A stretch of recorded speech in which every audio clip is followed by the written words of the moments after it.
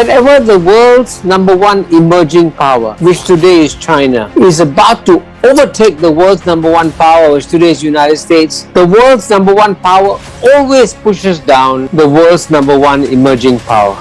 But most countries in Asia do not see China as the threat. But the devil is in the details, and the details. So it's a blank check, almost like a blank check for the US. Less than a week after President Trump met President Xi Jinping and called him a friend, we learned that the same Asia trip that had lots of pageantry and trade signings in Malaysia and Cambodia in particular came with a catch. The Financial Times reports that both deals contain a poison pill clause that lets Washington suspend or terminate benefits if a partner deepens trade ties with a third country that the United States deems to be a security risk. Basically, they mean China. Now, the news triggered an uproar in Malaysia, where critics said that the pact infringed national sovereignty. These trade agreements were sold as routine economic pacts, with the usual stuff: tariff cuts, market access, supply chain cooperation, and even some points on transshipments from third countries, which were expected.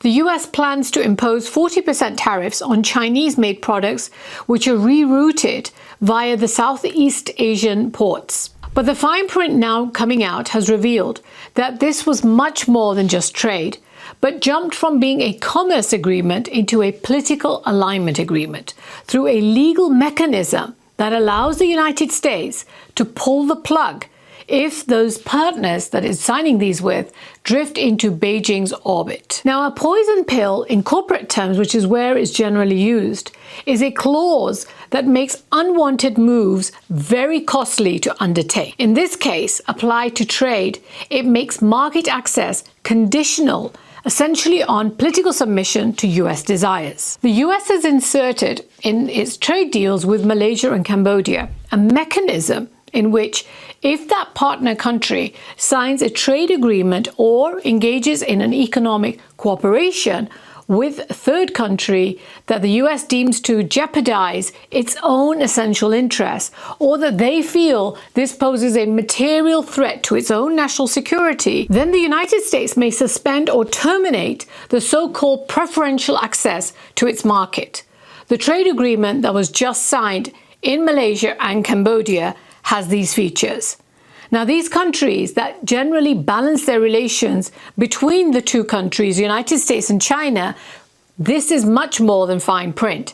It's a huge strategic constraint. Now, this is part of a broader recalibration in Washington's strategy. Since tariffs alone are proving insufficient to contain China's rise, they're now turning trade law into a geopolitical instrument. They're embedding loyalty tests directly into its economic agreements.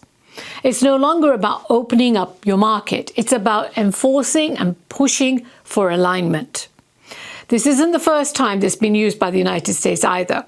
In the first Trump administration, the NAFTA agreement between the North American countries had a new provision added to it, which was known as the Article 3210 of what became the US-Mexico-Canada agreement, which aimed to deter the signatories from entering into a free trade agreement with any non-market country, which is basically believed to be referring to China. Now, in many ways, this revives that Cold War logic, trade which is no longer a bridge, but rather a boundary line. The United States is building an economic bloc where access comes with allegiance. It's reminiscent of the way that post-war aid and trade was once used to draw countries into its own orbit. More recently, the same kind of clause showed up in the trade deal that the United States signed with the UK back in May 2025. In that agreement, Britain got better access for its exports, things like steel, aluminum, medicines, and cars. So, for example, the UK was allowed to sell up to 100,000 cars to the US at a lower 10% tariffs. And some of the tariffs on steel and aluminum were also lifted. But in return, British companies had to follow US rules about the supply chain security that they had and who could own or even invest in these companies. In other words, the US made its market access conditional on its political alignment. You trade with us, you follow our rules. So this meant under the deal that it can force British firms to exclude Chinese imports or investment from their supply chains. This kind of language is alarming because it gives Washington near total control over how British exports are structured and which ones qualify for US access. In practice, it's a veto over another country's trade decisions. So much for British sovereignty. It also cuts against the spirit of the post-World War free trade global order that initially GATT and now the WTO, the World Trade Organization, was supposed to guarantee. Under the WTO framework, countries are expected to trade on equal terms and avoid discriminatory conditions. By tying trade access to political behavior, Washington basically risks hollowing out that very multilateral order that is created itself, the same system that once guaranteed its own dominance. Ironically, a system and institutions that were set up by the United States itself and enforced on the whole world when the US was the world's primary manufacturing hub. In 1945, most of Europe and Asia's industrial capacity lay in ruins. Germany and Japan and most of Britain's industrial base had been bombed out heavily. The US, on the other hand, had come through the war with its factories intact and even expanding to export across the world that needed its goods. At that point, the United States produced over 45% to nearly 60% of all manufactured goods in the world, and that included everything from cars, steel, aircraft, chemicals, and consumer goods. The US share of global manufacturing fell from around 50% in 1950 to about 25% by 1980, at the same time as Western Europe, Japan, and later South Korea rebuilt their own economies. China came into the picture much later on, and I'm sure you can get where I'm going with this.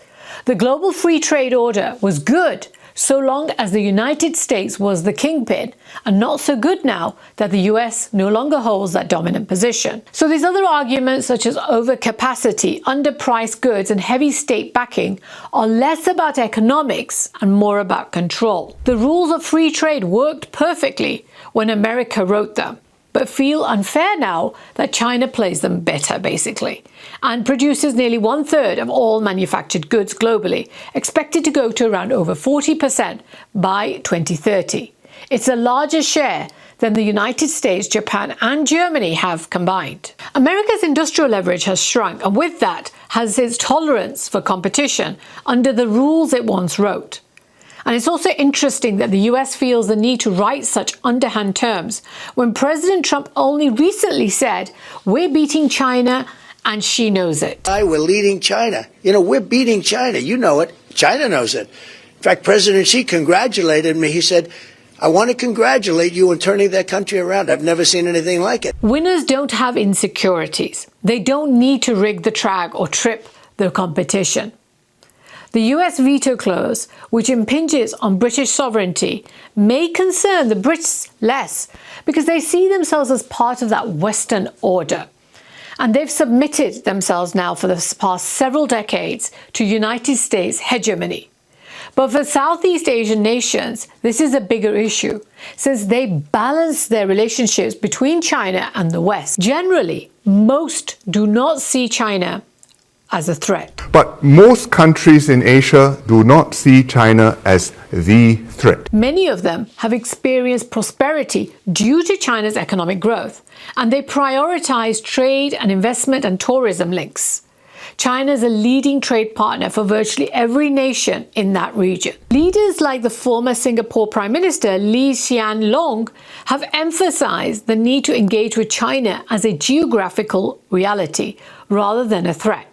And surveys done indicate that the majority of people in the ASEAN region, in the ASEAN countries, see China as a constructive actor and a potential preeminent power, as well as they do value their relationship with the United States. Now, as Kishore Mahbubani, the Singaporean diplomat, the former UN ambassador, and one of Asia's leading thinkers on geopolitics and the US-China rivalry puts it, if you travel through Southeast Asia, you'll find that the 680 million people in that region want to be friends of the United States. but they also want to be friends of China. They don't want to be asked to choose between China and the United States. Now, the reality is, if you make them choose, it will be China. Because not only China is their geographical and historical reality, but they're also intricately intertwined with the Chinese, whether it's Chinese finance, Chinese infrastructure, Chinese trade, and supply chain networks. For decades now, these nations have engaged with China while relying on the United States for their advanced technology, FDI, foreign direct investment, security partnerships, and export markets. And now, the United States, whilst trying to contain China, is telling them, you need to choose. In the essence, the famous words of George W. Bush come to mind, which is, are you with us or against us? Now consider Malaysia. China's been its largest trading partner for the past 15 consecutive years since 2009. It's deeply integrated into the Chinese supply chains and its investment networks. It's part of the ASEAN China 1+ model. It handles midstream manufacturing for chips and electronic parts that originate in or end up in China. About 60% of Malaysia's electrical and electronic exports eventually go into China-linked production chains, either as inputs for the assembly or for re-exports. The country has also been one of the largest beneficiaries of the Belt and Road Initiative in Southeast Asia. Yet Malaysia also depends heavily on trade with the United States and the presence of US firms in the country. It ranks 6th globally as a semiconductor exporter to the US. And the country hosts multinational chip assembly and testing operations that supply most US chip imports. The deal with the United States would see Malaysia agree to remove or cut tariffs on some of the United States goods, while the US will keep its reciprocal tariffs on Malaysian products at the 19%, which it set out on April the 2nd, Liberation Day.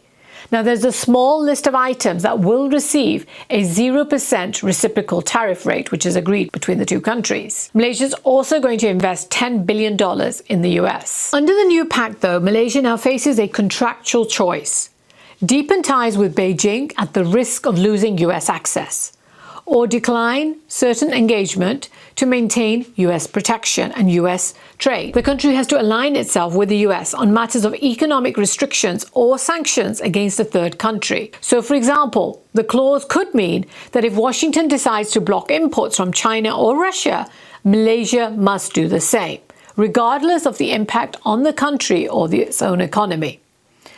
The Malaysian government has defended the deal, calling it the best outcome given global economic realities.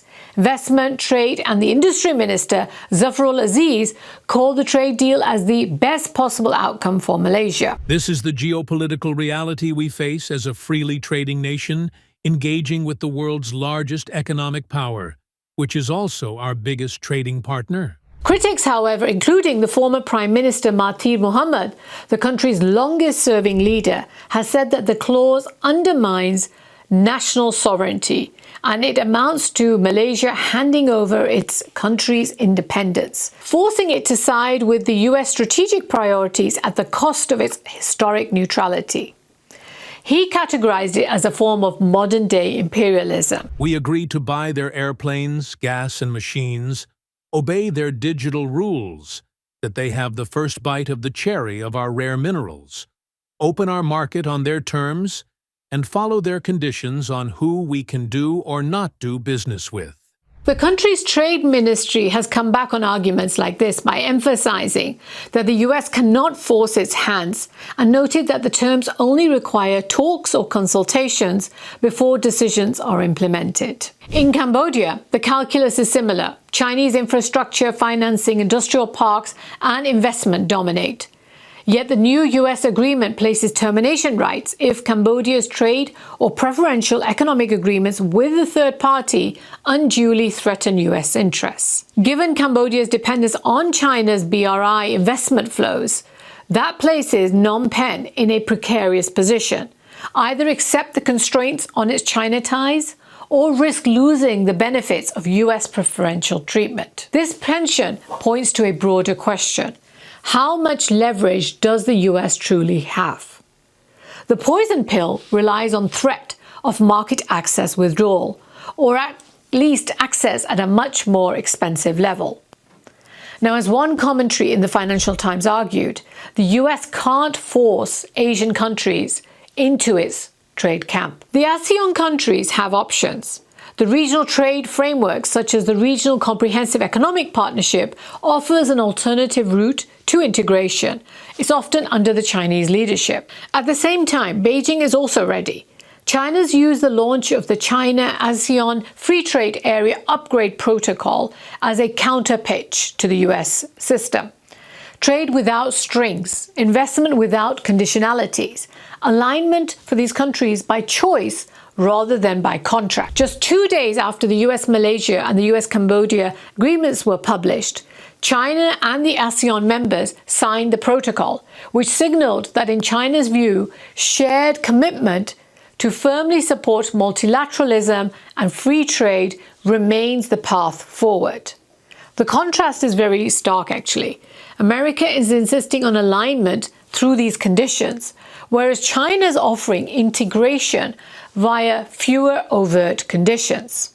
But the decision for these US partners is not so simple. While Malaysia and Cambodia have accepted and signed these deals, public backlash and concerns about those sovereignty have erupted and put out problems for them. In Malaysia, the opposition forces, civil society groups, and even within government circles, they've said that giving away our policy autonomy is effectively forcing Malaysia to follow the US sanctions or restrictions, even when those are harmful to Malaysia's economy. The Malaysian government has responded with an FAQ, frequently asked questions, microsite, and they've done a parliamentary review. But the controversy continues. From Washington's standpoint, this is part of a broader push. They want to reshape that so-called Factory Asia supply chain architecture to prevent Chinese-led trade arrangements from eroding US leverage and to embed the US strategic preference into the trade itself. Now, according to one expert, this is basically the United States protecting its market access strength through these agreements to try and reshape the whole of the Factory Asia system that has developed over the last several years and which has actually been pushed by the United States itself and the United States foreign policy with regard to, for example, friendshoring, where they encouraged a lot of the corporates to take their manufacturing bases from China into other countries like Vietnam, Cambodia, Malaysia, and so on. From the perspective of the Southeast Asian countries, it is a moment for reckoning. The long-standing hedging calculus that they were doing is now coming with much higher stakes. So do you sign that bilateral technology or investment cooperation with Beijing and risk that termination of your US trade deal? Or do you accommodate Western export control regimes and maintain autonomy in your Chinese engagement or with your engagement with any other country? That room for maneuver that they had for the last several decades is now shrinking. Now, there is, of course, ambiguity of trigger conditions, the uncertainty of Washington's willingness to act or pull the trigger if one of the countries does something it doesn't like. There is a reputational risk for the US to do this, which makes all that enforcing much more complex. But this ambiguity is also in its favor. People can get worried about it, but it may never actually pull the trigger. But symbolism matters, and in geopolitics we know that symbolism is what drives behavior. The mere existence of these clauses shifts perceptions. It raises that cost of engagement with China, Russia, or potentially some other third country. And it forces these national trade strategies to think about their policies. From a corporate perspective, companies also need to think about their supply chains across Southeast Asia now. They have to account for not only logistics, tariff risk and labor cost, but also for this geopolitical risk which is now being baked into these bilateral agreements. A firm that locates a manufacturing hub, let's say Malaysia, Vietnam, to avoid Chinese tariffs must now consider the US trade deal language. That third-party engagement clause and the investment screening regime is something to think about. The complexity of global trade is basically entering a new phase. The complexity of global trade is entering a new phase, strategic trade architecture rather than purely economic trade optimization. And that applies not only at the country level, but also at the corporate level. So what does the future hold? First, we should expect similar clauses to be sought in the upcoming trade frameworks with the other ASEAN members, such as Thailand and Vietnam. And reports already indicate that such a clause will exist there as well. Second, we may witness some pushback. There might be an ASEAN-wide response, a reinterpretation of these clauses, or even an effort to build alternative trade architecture outside the US influence, but don't bet on it. Third, the strategic pressure may actually deepen. Rather than tariffs alone, the alignment clauses may become part of all future trade deals. It makes the architecture of trade increasingly binary, similar to that technology tech stack that we've talked about often, the binaryism there, whether it's China-led or US Western-led. Ultimately, what we're witnessing is a structural shift. The post-Cold War model of trade, which was based on this liberalization, openness, and multi-direction integration, is evolving into an era of conditionality trade, alignment trade, and strategic compartments. It's them versus us, the US-led order versus the Chinese sphere of influence. So in short, this episode is much more than a trade story. It's a chapter in the US-China rivalry.